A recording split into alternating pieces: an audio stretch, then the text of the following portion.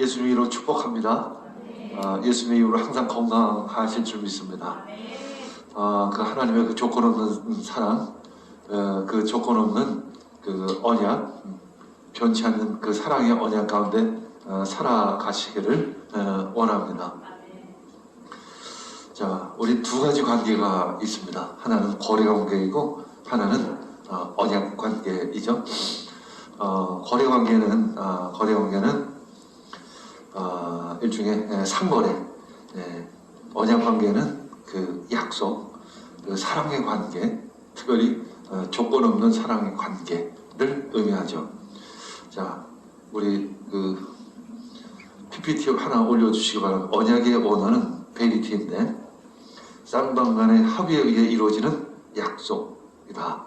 특별히 하나님과의 언약은 믿음에 의해서 이루어진다 라는 의미를 가지고 있습니다. 반면에 거래는 금전을 대체하거나 물품을 매매되어 담보하는 교환 행위, 한마디로 기브 테이크죠. 내가 물건을 팔면 내가 돈을 받는 그런 거래 행위. 가끔 요즘에 결혼을 준비하는 부부, 신혼부부도 거래 관계로 결혼을 하려고 하는 사람도 있습니다. 상대방의 돈이나 지위나 뭐 이런 것들을 보고 결정하는 경우가 자주 있죠. 그러나 부부는 언약 관계이죠. 언약으로 시작되는 관계여야 하는 것입니다. 언약, 히브리 언어로 베리트, 특별히 하나님과의 관계에 있어서의 언약은 조건이 없는 사랑, 진짜 어떻게 보면 일방적인 사랑을 의미하는 거죠. 그러나 그 기저에 조건이 하나 있다고 하면 믿음이죠. 믿음이 조건입니다. 돈이 조건이 아니라 뭔가 보이는 것으로 주고받는 것이 조건이 아니라 믿음이 조건입니다. 믿음 없는 사랑은 있을 수가 없죠. 서로 신뢰하지 않으면서 사랑할 수 없습니다. 그래, 언약은 무조건적인 사랑의 관계이고 거래는 조건부이죠. 조건부. give and take. 이 조건 없는 사랑을 우리는 훈련해야 합니다. 여러분들은 그 언약 관계의 삶을 살아가시길 원합니까? 아니면 거래 관계의 삶을 살아가기를 원하십니까? 그것이 사실은 그리스도이냐 그렇지 않느냐가 갈림길이기도 합니다. 물론 그리스도인이라고 해서 100% 그렇게 모든 것을 언약 관계, 무조건적인 사랑의 관계로 이 세상을 살아갈 수는 없습니다. 그러나 비교적 언약 관계의 개념으로 이 삶을 살아가겠다. 그렇게 결정한 사람이에요, 사실은. 그리고 믿지 않는 사람은 그냥 거래 관계로 살아가는 것이죠. 그래서 극단적으로 얘기하면 가족 관계도 거래 관계처럼 살아가는 사람도 없지 않아 있습니다. 요즘에 우리 드라마 같은 경우에 보면 굉장히 돈 많은 재벌집 가문 가족들 이런 사람들의 삶의 모습을 보면 굉장히 치열하죠. 거래 관계 정도가 아니라 완전히 뺏는 그런 관계, 가족 관계도 그렇게 살아가는 거죠. 여러분들 그런 모습을 볼 때 그렇게 살아가고 싶으십니까? 뭐 그런 사람도 있어요. 나는 재벌집 자녀로 태어나서 호의호식 하게 하고 싶다. 그게 치열한 싸움에, 그러나 대가는 있죠. 치열한 싸움이 그 안에 있다는 거죠. 우리는 거래관계에서 살게 되면 사실 상당히 각박한 삶을 살아갈 수밖에 없죠. 며칠 전에 그 격리 중에 있는 코로나로 인해서 걸려가지고 격리 중에 있는 그 아버지, 그 아기가 2도 화상을 입었죠. 근데 이제 치료해줄 때가 마땅치가 않았고 입원을 시켜야 되는데 입원할 데가 없었는데 마침 SNS로 올렸더니 동네의 어떤 병원 원장님이 왕진을 오셔서 치료해 주셨다라는 그런 훈훈한 이야기가 있습니다. 자, 그런 훈훈한 이야기는 그 의사 선생님은 거래 관계로 오셨을까요? 아니면 언약 관계로 오셨을까요? 그렇죠? 거래 관계라고 얘기한다면 말이 안 되는 거죠. 오셔서 얼마나 1,000만 원을 요구한 것도 아닐 테고 그냥 진료비 정도 받고 돌아가셨을 텐데 그분은 자기가 코로나에 걸릴 것을 감수하고 아기를 치료해 준 거죠. 전혀 모르는 사람을. 그때 사람들 마음 가운데는 어떤 훈훈한 사랑을 느끼게 되어지는 것입니다. 여러분, 이 세상이 언약 관계로 이루어질 것 같습니까? 아니면 거래 관계로 이루어질 것 같습니까? 물론 두 가지가 다 있겠죠. 그러나 어떤 게 더 가치가 있고 어떤 게 더 중심이고 어떤 게 진정 이 땅을 지배하는 그런 관계여야 할까요? 어떤 관계가 다 거래 관계여야 할까요? 우리는 어떻게 하면 모든 관계가 언약 관계가 될 수 있을까? 우리는 그걸 추구하는 그리스도인이라는 것입니다. 특히 우리 교회는 그런 공동체예요. 물론 부족합니다. 아직도 이루지 못한 부분들이 더 많고 실수하는 것도 굉장히 많죠, 사실은. 아직도 그렇게 하지 못하는 부분들이 참 많이 있습니다. 때로는 시기하고 질투하고 때로는 미워하는 부분도 없지 않아 있지만 그래도 우리는 추구하는 것이 우리 사이는 무조건적인 사랑의 관계, 무조건 섬기고 무조건 헌신하고 무조건 희생하자라는 그런 가치관을 가지고 삶의 태도를 가지고 살겠다라고 해서 모인 사람들이에요, 사실은. 근데 물론 교회도 점점 세속화되어진다라는 의미가 뭘까요? 세속화되어진다? 점점 거래 관계가처럼 되어진다는 거죠. 목사님도 마치 목사가 직업처럼 목회를 하고 성도들도 내가 뭔가 이곳에 와서 영적인 것이 됐든 무엇이 됐든지 내가 받는 것을 목적으로 교회 출석하는 경우도 점점 많아진다는 것. 그것이 바로 세속화죠. 그렇죠? 그러나 본질적으로 교회는 이 언약 관계에 의해서 모인 공동체인 것입니다. 그리고 이것을 훈련받는 거예요. 처음 오신 분들은 그 개념을 잘 몰라요. 그렇죠? 그러나 오랫동안 이 교회에서 생활을 하다 보면 그 언약 관계, 무조건적인 헌신, 무조건적인 희생이 무엇인지를 그리고 그것이 얼마나 가치가 있는지를 알아가기 시작을 하는 것입니다. 우리 안에서도 청년 안에서도 열심히 일주일이면 여러 날을 와서 섬기시는 분도 있고 또 어떤 분들은 별로 그래도 섬기지 않는 분도 있어요. 그러나 우린 통일하다라는 거죠. 동일한 대접을 받아요. 오히려 덜 섬기시는 분이 더 대접을 받는 게 오히려 교회이기도 합니다. 아주 특별한 공동체예요, 사실. 특별한 관계이고 특별한 만남입니다. 그럼 세상에서는 어떨까요? 세상에서 모든 것을 조건부로 계산하는 사람들이 꼭 잘 될까요? 쉽게 해서 출세할까? 결국 성공할까요? 그렇지 않아요, 사실은. 나도 직장 생활을 오래 해봤지만 자기보다 그래도 공동체를 먼저 생각하는 사람, 그러니까 직장을 먼저 생각하는 사람, 자기보다 남을 먼저 생각하는 사람들이 비교적 출세를 더 합니다. 더 인정을 받아요. 세상에서도 그러할진데 그 공동체 안에서 말할 것도 없는 것이죠. 도대체 하나님의 나라는 도대체 어떤 곳일까? 가만히 생각하면 하나님의 나라를 그려보시기 바랍니다.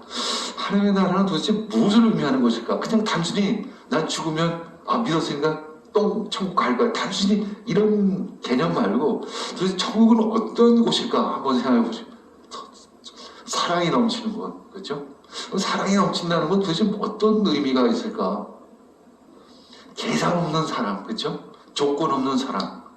내가 아파도, 내가 문제가 있어도, 내가 부족해도, 내가 때로는 장애우로 태어났을지라도, 내가 지명 아이가 굉장히 떨어져서 제대로 일을 하지 못할지라도 다른 사람하고 동등하게 대우를 받을 수 있고 내가 그렇게 살아갈 수 있는 그 환경이라고 한다면 그곳이 바로 하나님의 나라의 작은 모델이 될 수 있을 것입니다. 반면에 죄의 결과는 뭐죠? 분리이죠. 죄의 결과는 분리요. 죄로 인해서 이 인간관계가 모든 게 다 거래 관계가 되기 시작을 하는 것입니다. 기브 테이크의 관계가 되어 버린 것입니다. 요즘에 뭐 동성 결혼, 또 가족 해체, 뭐 그런 이야기들이 나옵니다. 포스트 모더니즘의 대표적인 사상 중에 하나가 해체주의잖아요. 해체주의. 가끔 요즘에 보면 그 상표가 겉으로 바깥으로 나온 사람이 있어요. 상표가 내가 무슨 얘기 하는지 아세요? 상표가 바깥으로 나왔어요. 옛날에는 상표가 다 안으로 들어가야 해요. 그런데 이제는 상표가 막 겉으로 나와. 때로는 어떤 사람 옷을 입었는데 저게 속옷인지 겉옷인지 잘 구분이 안 가는 사람이 있어요. 모든 것이 해체가 되죠. 디자인도 해체가 되고 개념이 해체가 되는 거예요. 그게 해체주의인데 결국 어디까지 가냐면 가족의 개념도 해체되는 거죠. 그러면 가족의 개념이 해체가 되면 뭐가 남죠? 모든 것이 거래 관계가 된다라는 거죠. 얼마나 각박할까. 우리는 그래서 반대를 하는 거예요. 동성 결혼을 찬성하게 되면 결국 그것은 가족 해체까지 가게 된다는 거죠. 가족 해체는 결국 모든 관계가 거래 관계가 된다라는 것입니다. 가족만큼 무조건적인 사랑, 무조건적인 그 언약, 그것을 훈련받을 수 있는 것은 없잖아요. 자, 조건 없는 사랑은 하나님이 시작하셨습니다. 그리고 조건부 사랑은 인간의 죄로 시작되었다라는 거죠. 하나님이 먼저 사랑을 시작하셨습니다. 하나님께서 그리고 사랑을 깨뜨린 인간에게 다시 구원을 약속하신 것입니다. 끊임없이 일방적으로 조건 없이 하나님께서 우리를 창조하시고 우리에게 사랑을 주시고 우리가 죄를 지었고 그럼에도 불구하고 우리를 구원하기로 결정하시고 우리들과의 사랑을 회복하기로 결단하신 것입니다. 그것이 바로 언약인 것입니다. 그게 창세기 3장 15절 말씀이죠. 시작. 내가 너로 여자와 원수가 되게 하고 너희 자손을 여자의 자손과 원수가 되게 하겠다.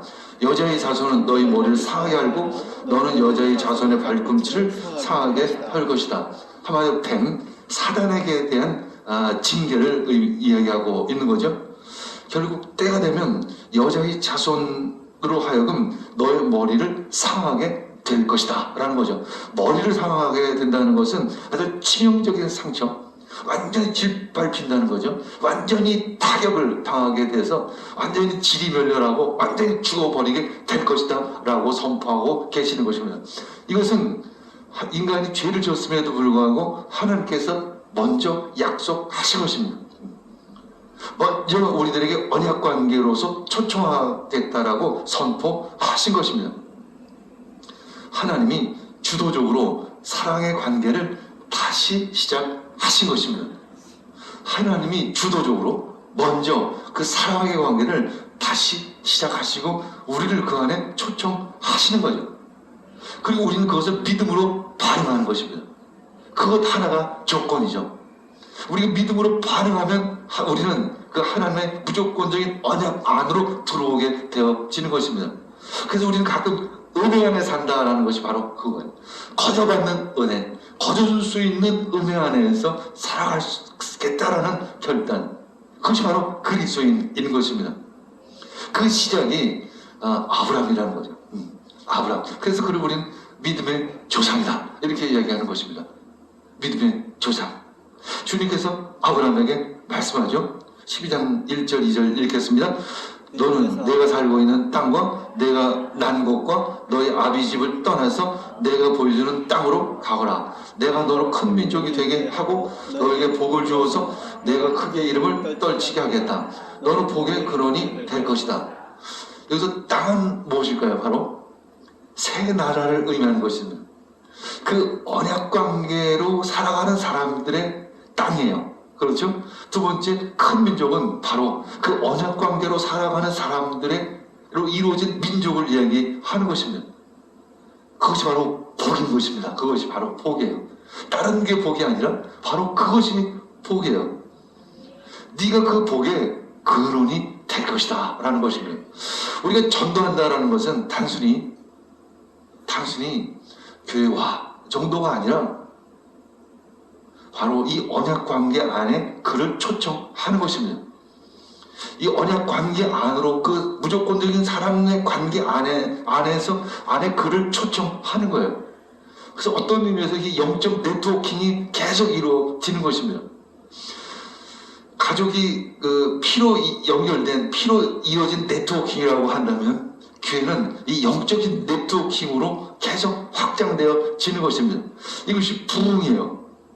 우리가 누군가를 전도한다는 것은 그 영적 네트워킹, 그 언약 관계의 그물망 안으로 초청하는 것을 의미하는 것입니다. 그것이 바로 새 나라인 것입니다. 그 나라는 바로 하나의 나라를 추구하는 사람들이 모인 공동체를 의미하는 거죠. 자, 15장 4절, 창세기 15장 4절 읽겠습니다. 그 아이는 너의 상속자가 아니라 너의 몸에서 태어난 아들이 너의 상속자가 될 것이다. 하지만 아브라함은 아직도 하나님의 능력을 아직 이해하지 못했습니다. 완전히 믿지를 못했어요. 내가 나이가 99세인데 나에게 어떻게 자녀가 있을 수 있을까? 하나님의 뜻을 이루기 위해서는 내 종 하나, 신실한 종이 하나 있는데 엘리에셀을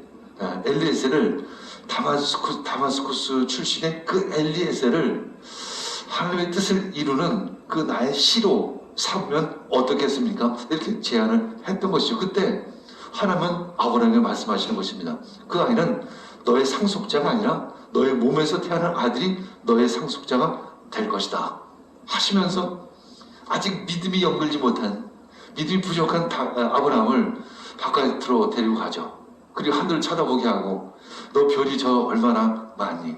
네 저 많은 별처럼 너의 자손을 그렇게 주겠다.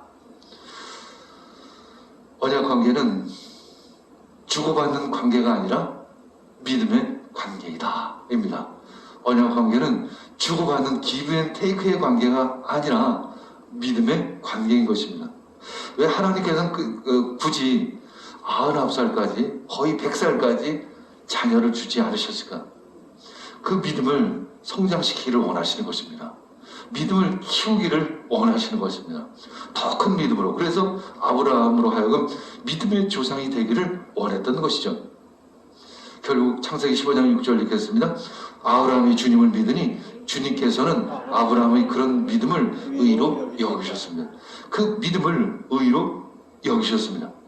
여기서 믿다의 의미는 신뢰하다, 아멘으로 화답하다의 의미를 가지고 있어요. 근데 뭐를 구체적으로 그냥 막연하게 믿는 것이 아니에요. 사실은 그 말씀을 믿는 거죠. 막연하게 믿습니다 이게 아니라 말씀을 믿는 건데, 하나님이 이미 아브라함에게 주신 그 말씀들을 믿는 거예요. 사실은 그것은 비전인 거죠. 그것은 소망이 되어지는 거죠. 첫째, 하나님께서 아브라함을 통해서 그 새 나라를 이루겠다는, 그 새 나라가 어떤 나라죠? 언약 관계로 이루어진 나라, 조건 없는 사랑으로 맺어진 그 나라, 그 나라를 아브라함을 통해서 세우겠다는 그 약속, 그 말씀을 믿겠다라는 것이죠. 두 번째는 그래서 그 99세 된 아브라함에게조차 씨를 주실 것이다라는 믿음이 있는 것입니다. 세 번째는 그 하나님께 하신 말씀이 분명히 이루어질 것이다라는 확신, 그 믿음이 있는 거죠. 말씀에 대한 믿음인 것입니다. 그래서 하나님은 그 믿음, 아브라함의 믿음을 의로 여기셨다라는 것이죠. 그럼 우리는 의 그러면 정의, 공의, 공의로운 세상, 정의로운 세상, 이런 어떤 그 명제로 생각을 해요. 그러나 이것은 관계의 의미입니다. 관계의 의미야. 하나님과 아브라함의 관계를, 그 온전한 관계, 마음이 합해진 상태를 의롭다라고 이야기를 하는 것입니다. 그러니까 세상에서의 그 개념과 하나님 안에서의 개념, 성경적인 개념은 전혀 다르죠. 사실은 죄가 무엇이냐 그러면 세상에서는 도둑질한 거, 가늠한 거, 뭐 이런 것들을 죄라고 얘기하는데, 하나님 안에서 죄는 뭐냐면 하나님과의 관계가 깨어진 것을 죄라고 얘기하잖아요. 반면에 의가 무엇이냐 그러면 정의, 공의, 뭐 이런 뭐 공평, 화평, 사람들이 살기 좋은 나라 뭐 이런 것들을 생각하지만 그것이 아니라 하나님과 내가 마음이 합한 상태, 그것을 바로 의라고 이야기하고 계시는 것입니다. 근데 우리는 자꾸만 보이는 개념으로 모든 것을 설명하려고 하는데 성경에서는 보이지 않는 것으로 설명해 주세요. 보이지 않는 그 관계의 개념으로. 근데 여러분들 돈이 중요합니까? 사람이 중요합니까? 사람이 중요하죠. 사람이 중요한 이유 중에 하나는 관계성 때문에 그런 것이죠. 그래서 그 의는 체다카 이렇게 얘기하는 그 공정함이 아니라 관계성이다 라는 거죠. 그 관계가 하나님과 맺는 상황관계 속에서 믿음이라는 것이죠. 믿음. 우리는 그 믿음을 가지고 있습니다. 믿기 때문에 우리는 그 언약의 관계 안에서 살아가겠다라고 결단한 것입니다. 무조건적인 사랑으로 이 땅을 살아가겠습니다. 내가 희생하고 봉사하며 이 땅을 살아가겠습니다. 교회에서 그런 훈련을 받겠습니다. 그리고 교회를 통해서 그 하나님의 나라, 그 언약관계로 살아가는 그 하나님의 나라를 만들어 가겠습니다 라고 결단을 하는 것입니다.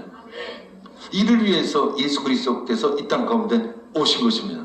하나님의 뜻을 이루시기 위해서 이 땅 가운데 오신 것이죠. 자, 누가복음 1장 30절에서 33절 읽고 마치도록 하겠습니다. 천사가 마리아에게 말하였다. 두려워하지 말라. 마리아여, 그대는 하나님의 은혜를 입었다. 보아라, 그대가 잉태하여 아들을 낳을 터이니 그의 이름을 예수라 하여라. 그는 위대하게 되고 더없이 높으신 분의 아들이라고 부를 것이다. 주 하나님께서 그의 조상 다윗의 왕위를 주실 것이다. 그는 영원히 야곱의 집을 다스리고 그의 나라는 무궁할 것이다. 아멘. 다윗의 왕위를 주신다는 의미는 그 구약의 다윗의 가문을 통해서 메시아를 보내겠다는 그 뜻을 이루시겠다라는 의미인 것이죠. 야곱의 집은 영적 이스라엘을 의미하는 것입니다. 이것은 하나님의 나라를 의미하는 거예요. 온 우주 만물을 통틀은 그 나라를 의미하는 것입니다. 그 나라를 다스릴 것이다. 그리고 그의 나라는 무궁할 것이다 라는 거죠. 그 나라의 특성 중에 하나는 무엇이죠? 그 언약 관계로 살아가는 사람들이 있다는 것입니다. 무조건적인 사랑의 관계 안에서 살아가는 사람들이 그 땅에서 살아가게 될 것이다 라는 것입니다. 그것이 바로 우리들의 소망이 되어지는 것입니다. 그냥 죽으면 똥 떨어서 천국에 간다라는 뜻이 아니라 그냥 막연하게 좋을 거야. 먹을 것도 많고 맨날 24시간 잠자도 그냥 먹을 거 주고 그런 개념이 아니라 그래서 우리는 천국에 대한 개념을 가지고 있어야 되죠.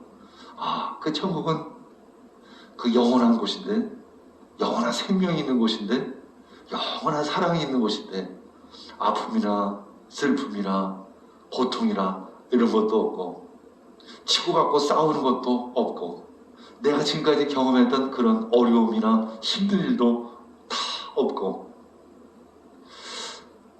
관계 가운데 어렵고 힘들고 시기하고 질투하고 미워했던 그런 것도 다 없고, 서로 그저 사랑하고 서로 돌보주고 서로 섬기며 서로 사랑할 수 있는 그런 관계가 있는 곳, 그런 나라, 그런 하나님의 나라, 그 나라를 꿈꾸는 거죠. 이 땅에서부터 지금 우리는 꿈을 꿉니다. 그 땅을 소망하는 것입니다. 그리고 그 땅을 소망하면서 우리 하루하루를 열심히 살아가는 거죠. 때로는 넘어지고, 때로는 엎어지고, 때로는 무너질지라도 그대로 그 소망을 해가지고 한 걸음 한 걸음 살아갑니다. 그때 하나님께서는 그런 사람들을 두 팔 벌려 환영하실 겁니다. 그것이 바로 천국이죠. 그것이 바로 하나님의 나라인 것이죠. 왜 우리는 하나님의 나라를 더 소망할까요? 이 땅에서는 한계가 있고, 이 땅에서 아직 부족하지만 그 나라는 분명히 있고, 그 나라는 분명히 이루어질 것이라는 그 소망과 확신을 가지고 이 땅에서 열심히 한 걸음 한 걸음 열심히 일하면서 열심히 예배드리고 열심히 살아가면서 이 땅을 살아가는 것입니다. 어느 날 그 나라가 임할 줄 믿습니다. 어느 날 그 나라가 내 안에 시작될 줄 믿습니다. 아멘. 그 나라를 꿈꾸시기를 원합니다. 아멘. 아멘. 기도하겠습니다. 주님, 감사합니다. 저희들에게 그 꿈과 소망을 허락하여 주시옵소서. 그 꿈을 꾸며 그 나라를 소망하며 지금 이 시간을 살아가기를 원합니다. 아멘. 이 가운데 임하여 주시옵소서. 아멘. 주님 뜻을 이루시옵소서. 주님과 마음이 합한 자 되기를 원합니다. 아멘. 이것을 의로 여기셨다라고 주님께서 말씀하셨습니다. 그것을 믿음이라고 칭하는 줄 믿습니다. 아버지 하나님, 저희들에게 더 큰 믿음 주시옵소서. 더 큰 믿음 주시옵소서. 하나님은 우리들의 믿음을 의로 여기실 줄 믿습니다. 그런 하나님과 아름다운 관계, 마음이 합한 관계로 허락하여 주시옵소서. 아멘.